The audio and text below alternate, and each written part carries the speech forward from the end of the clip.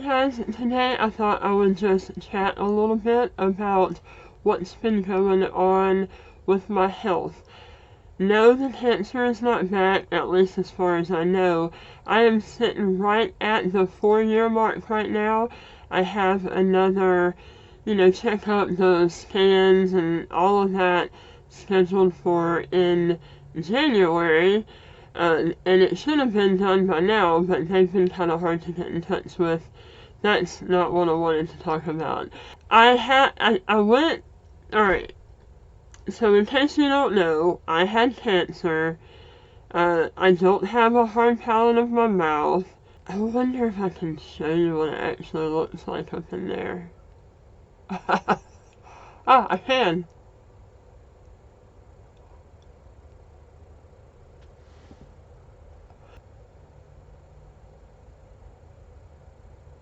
So, what you're seeing is straight up into my sinus cavity. There is no hard palate. That upper part of my, so that is just looking straight up into my sinus cavity. And it looks pretty gross right now because I do have to clean it out a lot anyway. And it's why I talk the way I do. So they did make me a device, and I did a video a few years back about my obturator. I had that made when I was in Seattle, but it was going to need a lot of adjusting to, because it was still too close to having the surgery, and all of the things in my mouth still needed to heal. And so I came home from Seattle with the obturator, and I do remember making a video kind of introducing it, showing you what the hole in my mouth looked like at that time. It looks different than it does now, because now it's bigger. But I never could wear it. It was tugging on my teeth really hard and making them loosen up. And food and stuff, when I tried to eat with it in my mouth, was getting stuck up under it. Water was getting stuck up under it, and it was making me choke. And, I guess it did help with my voice a little bit. I accidentally came across an old video that I made when I was wearing that thing, and I could tell that my voice sounded a lot better than it does now, but it did still have a different quality to where you could tell it wasn't normal, I guess. But, so I've gone and I've gotten another one made, and it was expensive. I had to pay more than $3,000 out of pocket for it. So I did one reconstruction surgery. That was on this arm, and that was the first, 4 years ago when I first, there we go. When I first had the cancer removed in the first place, they took skin from there and a blood vessel. The tattoo, the claws were hanging onto the scar, and they used that to try to reconstruct the roof of my mouth. It failed. So then 3 years later, we tried it again on this arm. Same thing, they took the skin from there, and they took a blood vessel and tried to reconstruct the roof of my mouth. It also failed. The stitches came loose. Because I've had a lot of radiation to this area, healing doesn't happen the way it should, and when we tried that surgery, right afterwards is when the pandemic hit, and I couldn't go back in the hospital to have them try to fix any of it. It was a huge mess. That was when they ended up sending me home on a trach, because the surgery was failing, the skin flap was coming loose, and then when I lay down to sleep, it was blocking my airway, and I couldn't breathe. And it had actually gotten to the point where I had not slept in over a week, and I was hallucinating. I was so bad because of that. So they weren't able to put me back in the hospital at that point and do what they called an emergency airway procedure so that I could breathe, so that I could get some sleep. But they ended up having to just take the flap out again because it failed. It was just dead skin by that point. And so here I am now, fast forward a year later. I've been trying to work with pain management to What I wanted was a nerve block, like a complete nerve, burn it away, cut it out, get rid of it, whatever, because what's going on, and I'm not actually touching, because if I do, it causes the nerves to flare up really bad. So anything like from where they cut me right here, you see that? Where it looks like someone, if you've seen anyone that's had a cleft palate fixed, that's what it looks like. But they cut me from there all the way up this, yeah, that's where. And then, pulled back that face and scooped everything out. It was horrible. So everything from here over, if I touch it, and even back to my ear, all of this, it gets really bad when I start touching up around here, I cannot describe the nerve pain. If you've never felt anything like this, you will not understand. Maybe some people with diabetic neuropathy might understand, but at the baseline, that's what it feels like. And I guess it kind of feels like when you have your leg has fallen asleep, and then when the blood starts coming back to it, how it's tingly but very uncomfortable.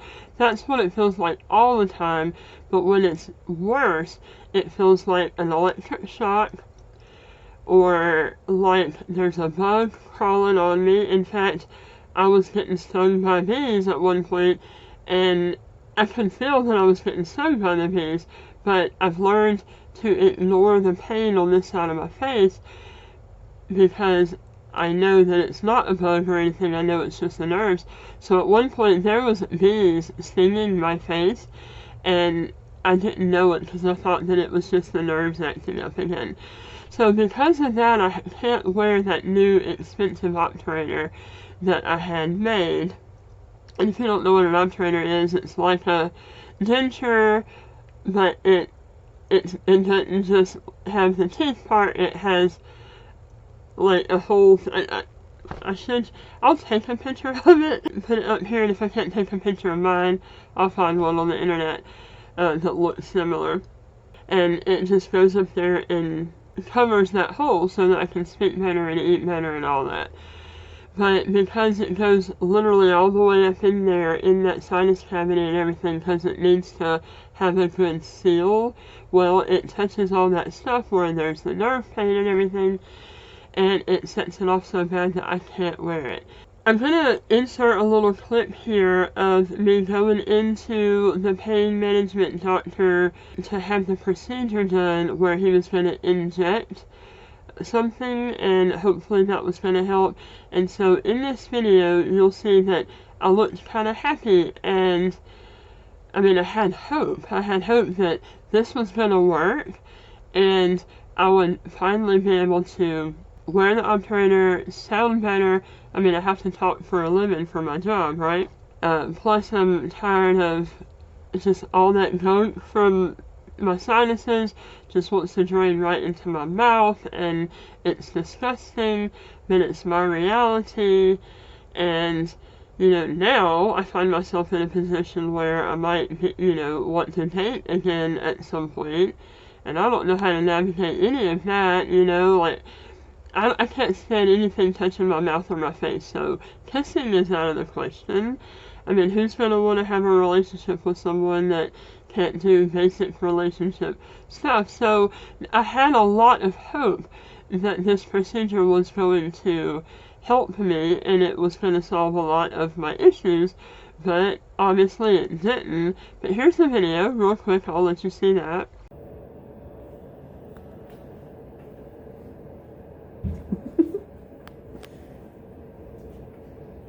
So my daughter filmed that for me. She was in there with me.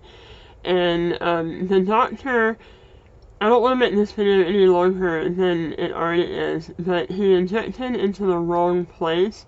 I had been telling him that the nerve seemed to be more right in here somewhere, and I don't know the name of that nerve. I went back here and injected a nerve back here, which was the one Yeah, he went somewhere right back here, kind of where my jaw is, and um, what's the name of that nerve? Darn it, what can I think today?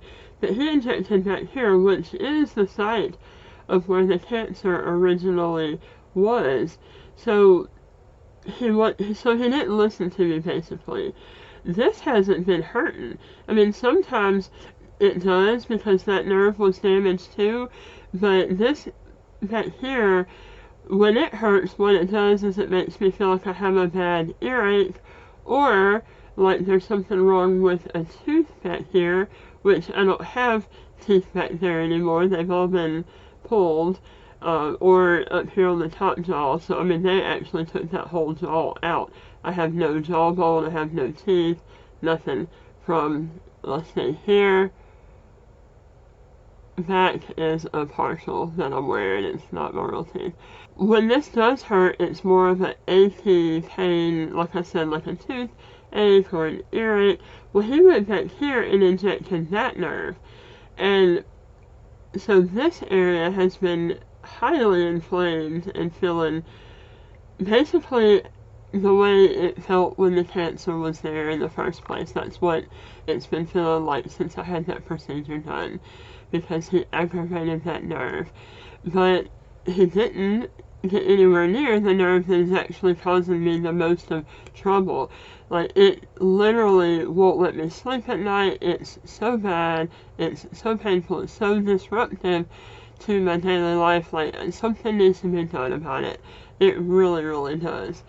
And so, but somehow by him doing that, and I don't know if it was because of the shot he did back here, or because of the fact that he was all up in there. Anyway, it aggravated this so badly that when the procedure was over, I was out of my mind, clawing at my face,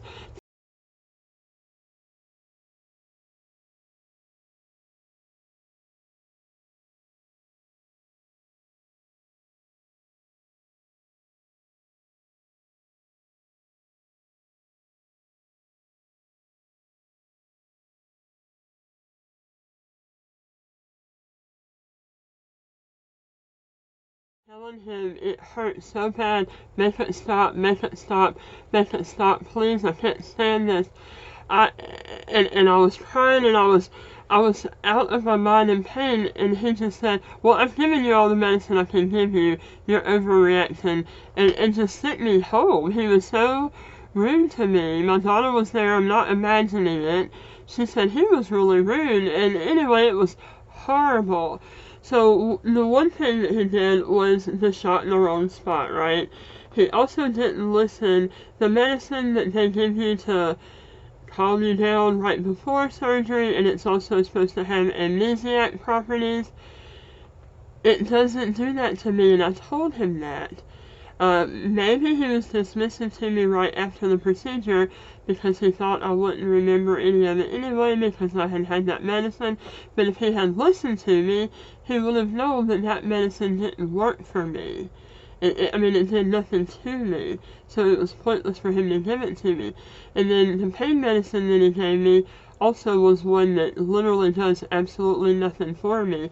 I seem to have a problem with how I metabolize certain medicines, so some don't do anything, and then others do too much and can become toxic, like any SSRIs will do that to me. They will become toxic within 1 or 2 doses, and so I can't take them. But then some medicines don't do anything. So he gave me 2 medicines that didn't do anything for me, and I had already told him that. He ignored what I said, gave me those medicines anyway, and then was totally rude and dismissive when I was telling him how much pain I was in, and I was desperate for something to help with the pain. Fortunately, I had some medicine left over from the last time I had a surgery, and so when I got home I took some of it. But if it hadn't been for that, I think I would have went to the emergency room, because it was that horrible that he sent me out of there like that. Well, I had already had a huge fear of how the doctors treated me and how they were gaslighting me, telling me they couldn't find anything wrong with me. That was my story before the cancer was found. It's been very traumatic, and I have some PTSD over that whole, the way the medical system as a whole has been treating me, where they think I'm making up the pain, they think I'm just doing something to try to get narcotics, which is ironic because I can't take that medicine. And I tell them that, I tell them I'm not wanting you to give me medicine, I want you to make the pain go away, like do a procedure or something. But then when they do have to give me medicine, when I name the medicine I need, then, then they think, oh yeah, well, you're asking for a medicine, and so it's horrible, and I've been feeling panicky over having to go to a doctor for anything because of how they've been treating me. And so someone that I work with who is a doctor recommended this other doctor in town that she said, you know what, he is going to listen and he's going to understand and he's going to help you. And I went to him, and she was right. He was wonderful. He listened to me, spent way more time in that appointment with me than what he had allotted, I'm sure, because I went in there and pretty much just broke down, crying and everything. I had also just had a bunch of personal stuff happen too, so there was a lot of stuff going on all at one time. And I just felt so relieved that there was someone actually listening to me for the first time. And it felt like I had some hope, that here's someone that's gonna work with me until we find something that works. And, I'm still in that process right now. I had that one visit with him. The medicine he gave me ended up being one that I couldn't take because it completely messed with my memory and my thinking, and it messed where I couldn't say a word, like I would know what I was wanting to say, but I couldn't get it out. It was one that I couldn't take. Within a few days, I wasn't even myself anymore, and so I had to stop taking it, and we were supposed to have a checkup to see how the medicine was doing. That didn't happen because I had called them and told them I couldn't take it. So then they were working with me on getting another medicine. We've tried with my insurance 2 different medicines, and both are narcotics, but the insurance has denied both of them repeatedly. I started a new job, so as of this month by the time you see this video, I will be on the new insurance that hopefully will be easier to work with. We did finally get one of the medicines not at the dosage that they wanted to give me. But here's the thing, it is a medicine that I've taken before after a procedure and it worked for me. However, when you're recovering from surgery, for example, you're not working, you're expected to be in bed recovering, and it doesn't matter then if it's messing with your memory or anything like that, right? So, but if I'm going to take this medicine on a daily basis, I need it to not mess with my cognition. And it was slowing me down. It wasn't helping with the pain at all. Well, I'm not going to say it wasn't helping at all. It was helping numb it a little bit to where it was making it easier for me to sleep, but it wasn't taking care of it completely, which is too much to expect. But that's my goal, is for the pain to go away completely so that I can wear that obturator so that I can speak better. So the expectation, I just spit on myself, the expectation of the medicine working to completely get rid of the pain, it didn't do that, and it messed with my thinking to where I couldn't function. So since it wasn't working, so I quit taking it, and now I'm just waiting for next month when my new insurance kicks in, so that I can go back to the doctor again and let him try again. There is a pain patch that I can wear on a daily basis. I'm hoping that will work. That's one of the ones that my insurance denied. And if it helps with sort of the baseline pain, and then they said they could give me a pill to take for like the breakthrough pain if I needed it. It might it might not ever get to the point to where I can wear that device. I mean, it might not get rid of the pain completely. It might just sort of help me get through the day, through the work day, and through the night trying to sleep without the pain being so constant that it's driving me crazy. That might be the most that the medicine helps with. Which means at some point there is one more attempt at reconstruction that we can do, but it's going to be a horrible surgery with a really long recovery time, and I don't know if I want to risk my life for an inconvenience because my children don't have anybody else. Their father died this year. I am single again, so I had to kick my husband out. I have no other family. There's not anyone around that can help or take care of the children if I'm not around. So I am all they have. So I don't need the cancer to come back. I don't need to have a surgery and end up dying from complications. This may be the voice that I'm stuck with. This might be just what I have to deal with, which does make it hard for me to do my job, because sometimes people can't understand what I'm saying, especially if they're hard of hearing or if they're from somewhere else where their accent is strong, or they think my accent is strong because I live in the southern part of the United States. It just adds a whole lot of complications to my daily life. For instance, I asked for some accommodations at this new job, and I've already gone through the training and everything, and the other people that went through the training with me are already up and running, and they're doing their job. They waited. I put in a 5-week notice. They had 5 weeks to get everything together, to get me the equipment that I asked for accommodation and all of that, but they didn't. They waited until I actually started. Then I told them, hey, what about that stuff y'all said you were going to send me? So now I'm still waiting for that stuff to come in, and then when it comes in, I might need training all over again because I still don't know what I'm doing. So it's already messing with my career, not being able to speak properly. And so this is a problem. It is a huge source of stress for me.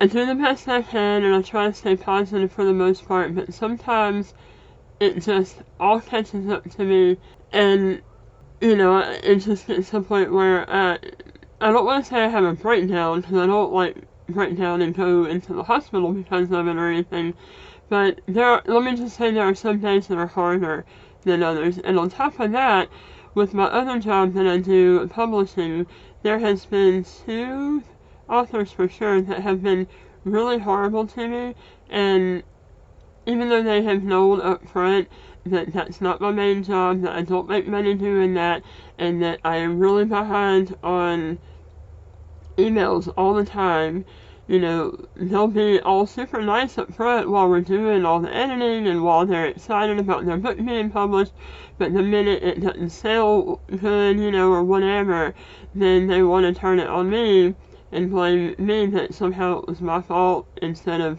it just wasn't a good book. And that's the thing that they're not understanding. All authors that work with me need to understand I'm accepting a book that traditional publishers wouldn't. That normally means it's not a very good book. And so you can't expect to just get rich automatically off of it. There's been some published that have not sold a single copy, and that is not on me, because you can't, what's the saying, you can't turn a sow's ear into a silk purse or whatever. I can only do what I can do with what is given to me in the first place, and it's not always a good book. And I am helping you make your dream come true by having your book published and available for the public, and then you turn it on me and try to do things like leave the company bad reviews.